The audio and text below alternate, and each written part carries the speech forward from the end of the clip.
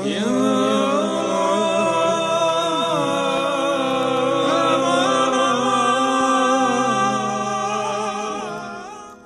antara ragam serat Jangka Jayabaya, salah satunya bercerita tentang Syekh Subakir dan peranannya dalam membangun peradaban bangsa di tanah Jawa. Konon ada semacam perjanjian antara Sabto Palon sebagai pamomong atau danyang gaib tanah Jawa dengan Syekh Subakir sebagai penyebar agama Islam generasi awal di Jawa ini. Tersebutlah kisah tersebut dalam tulisan lontar kuno yang diperkirakan ditulis oleh Kanjeng Sunan Derajat atau setidak-tidaknya oleh murid atau pengikut beliau. Beliau berhasil menumbali Pulau Jawa yang terkenal angker dan wingit. Beliau juga berhasil bernegosiasi dengan Danyang Jawa, sang penunggu gaib tanah Jawa, untuk menyebarkan Islam di Jawa dengan beberapa syarat. Lantas bagaimana dan syarat apa sajakah yang harus dipenuhi Syekh Subakir tersebut? Mari kita simak ulasan selengkapnya. Jangan lupa like, komen, share, dan subscribe. Nyalakan lonceng notifikasi untuk mendapat informasi terbaru, karena semua ini gratis.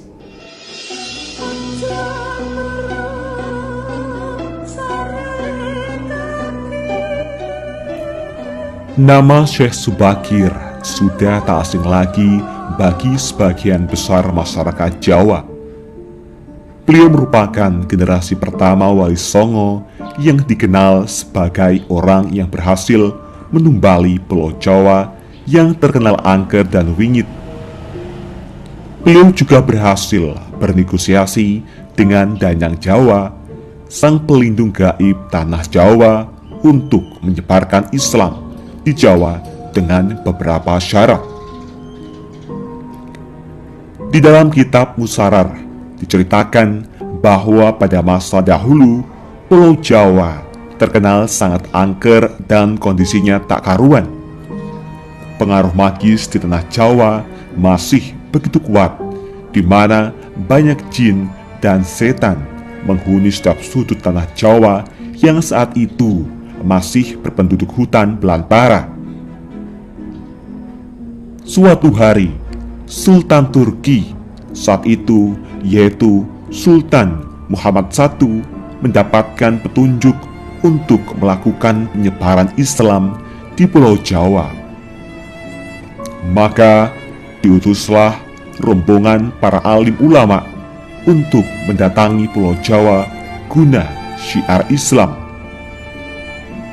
Sayangnya, hampir seluruh rombongan tersebut tewas dikarenakan perbuatan para lelembut penduduk tanah Jawa yang tidak mau menerima ajaran Islam.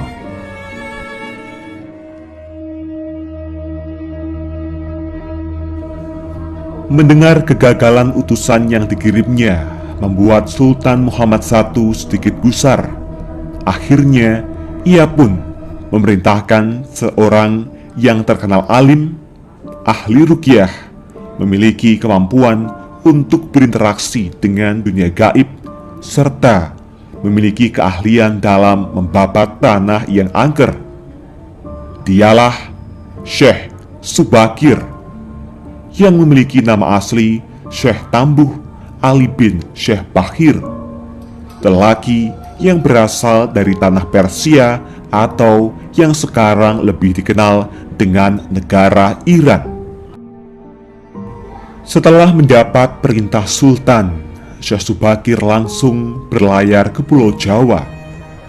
Namun, sebelum sampai ke Pulau Jawa, beliau terlebih dahulu mampir ke Praja Keling, sebuah daerah yang diduga terletak di India, untuk mengajak penduduk di Praja Keling agar mau menempati Pulau Jawa.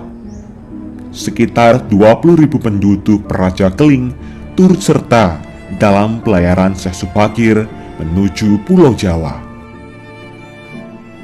Sesampainya di Pulau Jawa, Syekh Subakir langsung menuju ke Gunung Tidar yang diyakini sebagai titik pusat dari tanah Jawa. Di puncak Gunung Tidar, Syekh Subakir memasang tumbal berupa batu hitam yang sudah dirajah. Batu tersebut dikenal dengan nama Aji Kolocokro yang mampu menetralisir daya magis negatif dari bangsa jin.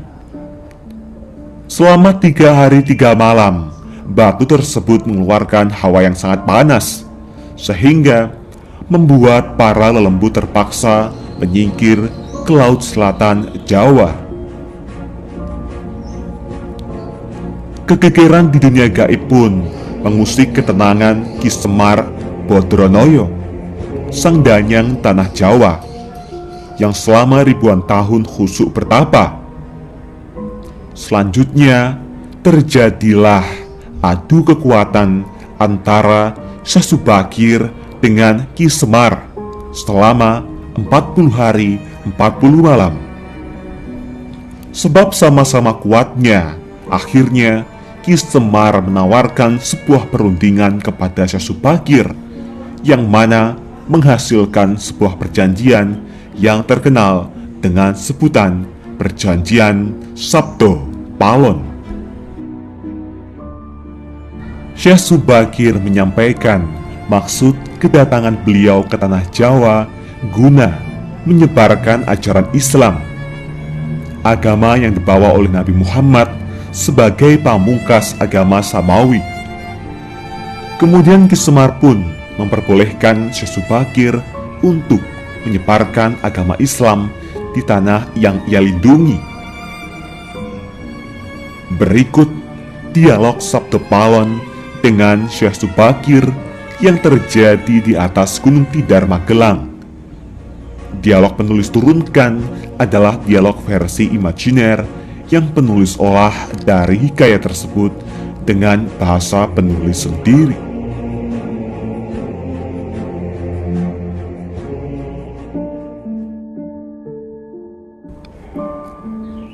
Syekh Subakir. Kisanak, siapakah Kisanak ini? Tolong jelaskan kepada saya. Sabdo Palon. Aku ini Sabdo Palon, pamomong atau penggembala tanah Jawa sejak zaman dahulu kala. Bahkan sejak zaman Kadewatan, para dewa, akulah pamomong para kesatria leluhur. Dulu aku dikenali sebagai Sang Hyang Ismoyo Jati, lalu dikenal sebagai Ki Lurah Semar Bodronoyo, dan sekarang zaman Mojopahit ini namaku dikenal sebagai Sabdo Palon. Syekh Subakir.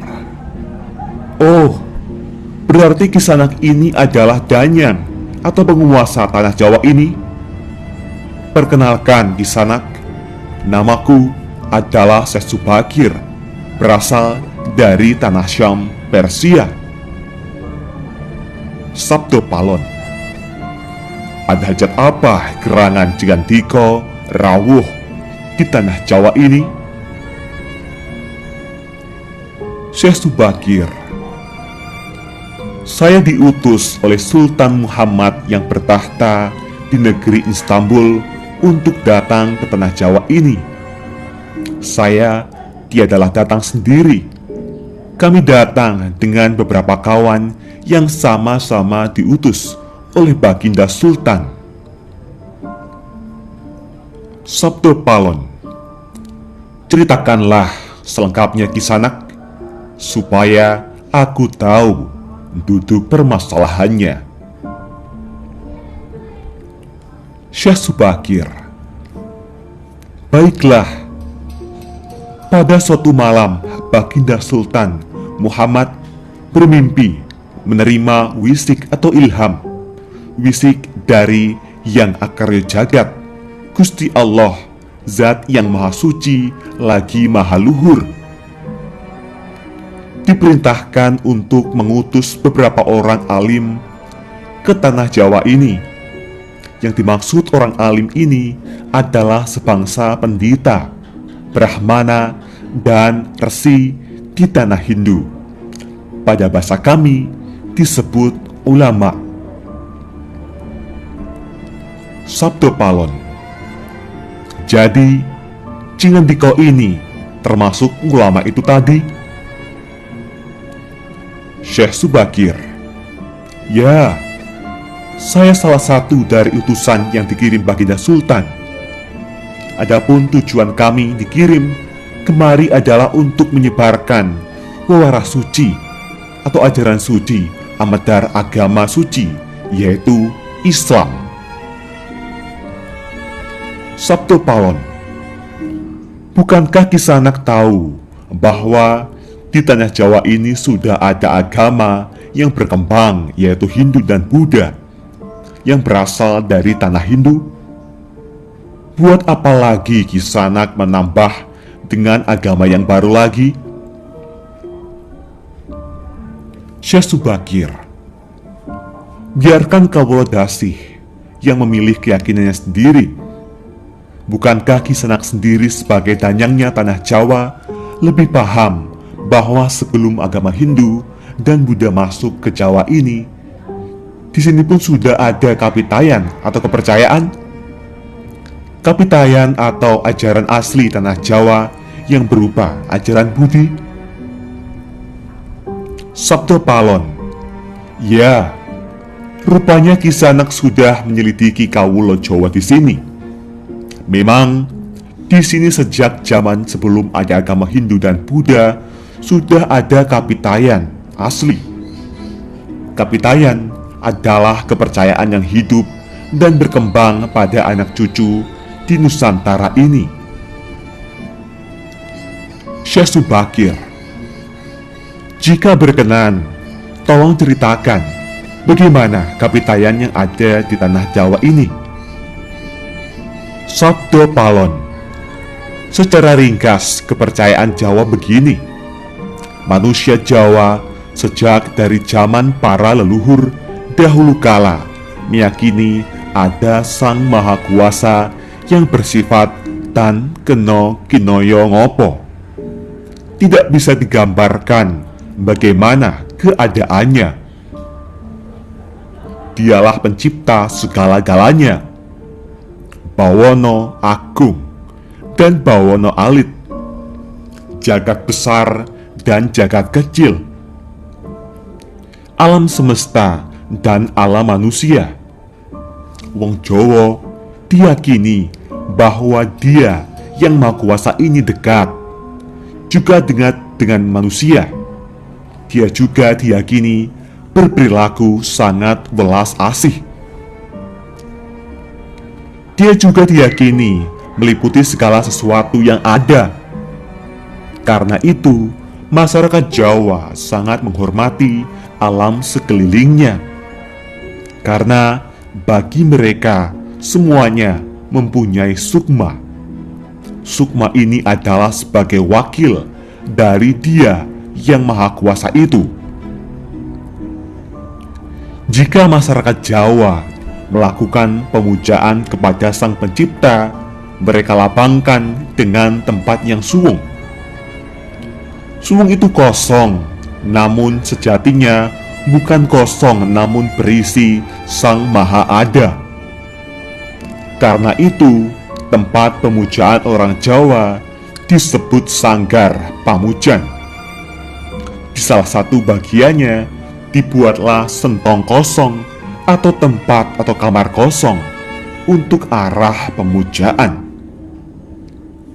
Karena diyakini bahwa di mana ada tempat suwung, di situ ada yang maha berkuasa. Syekh Subakir. Nah, itulah juga yang menjadi ajaran agama yang kami bawa untuk memberi ageman, pegangan atau pakaian yang menegaskan itu semua, bahwa sejatinya Di balik semua yang wujud ini, ada Sang Wujud Tunggal yang menjadi pencipta, pengatur, dan pengayom alam semesta. Wujud Tunggal ini dalam bahasa Arab disebut Al-Ahad, di mana Maha dekat kepada manusia. Bahkan lebih dekat Dia daripada urat leher manusianya sendiri.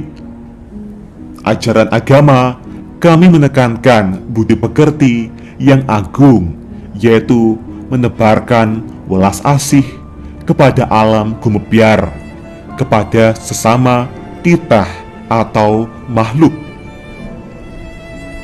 Lihatlah Sang Danyang, betapa sudah rusaknya tatanan masyarakat Majapahit sekarang. Bekas-bekas perang saudara masih membara. Rakyat kelaparan, perampokan, dan penindasan ada di mana-mana. Ini harus diperbaharui budi pekertinya.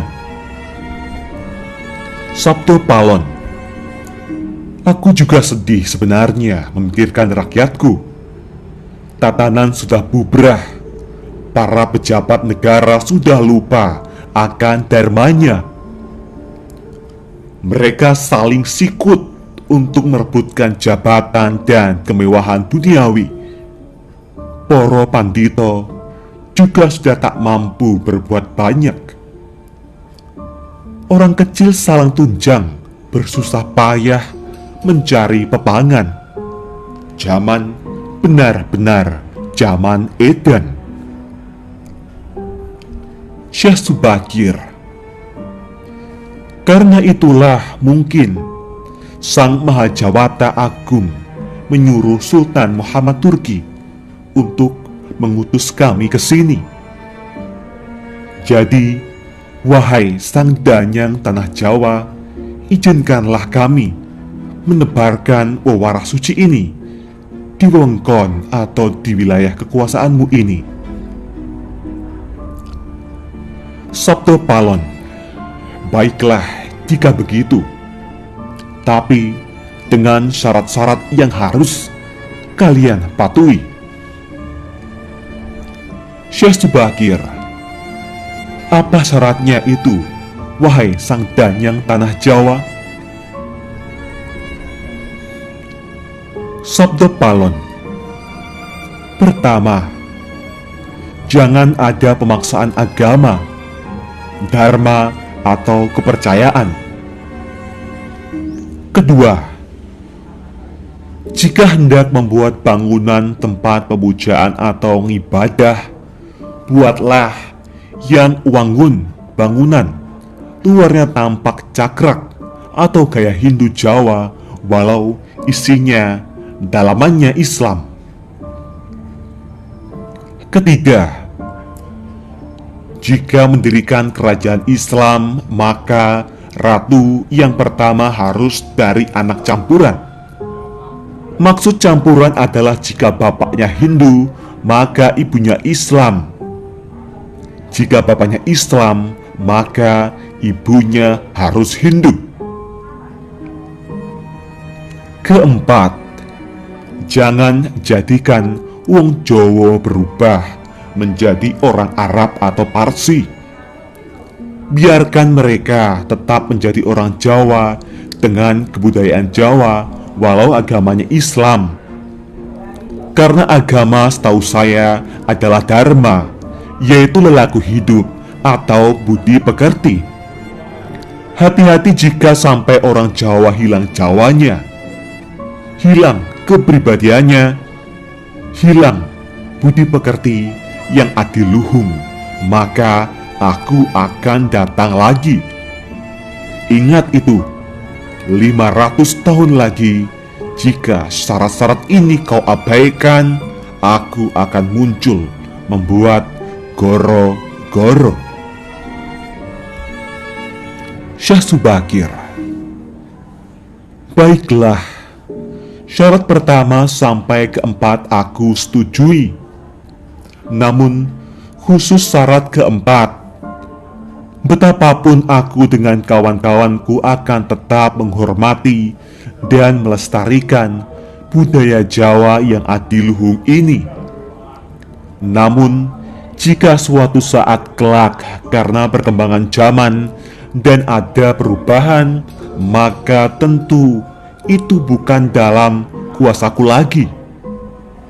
Biarlah Gusti Kang Akarya Jagat yang menentukannya.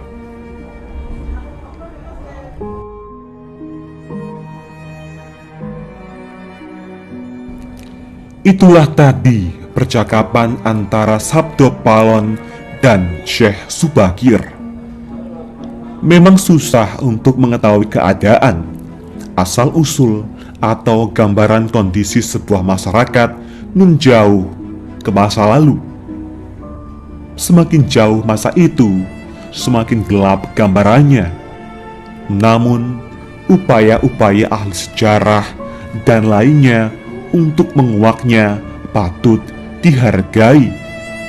Paling tidak ada sedikit gambaran yang mungkin bisa kita lihat, meski tidak sebenarnya benar 100%. Bahwa kata Jawa itu bisa diartikan gemati, perhatian, menghargai, menyayangi. Jadi siapapun mereka bisa melakukan itu semua di Pulau Jawa ini akan menjadi leluhur Jawa, entah dia dari belahan dunia manapun. Itulah tadi bunyi perjanjian Sabdo Palon dengan Syekh Subakir. Semoga gambaran kisah yang nun jauh di masa lalu ini bisa dijadikan sebuah mawas diri.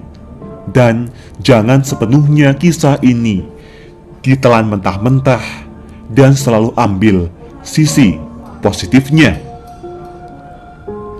Bagaimana tanggapan Anda semua mengenai asal-usul penyebaran agama Islam di tanah Jawa ini?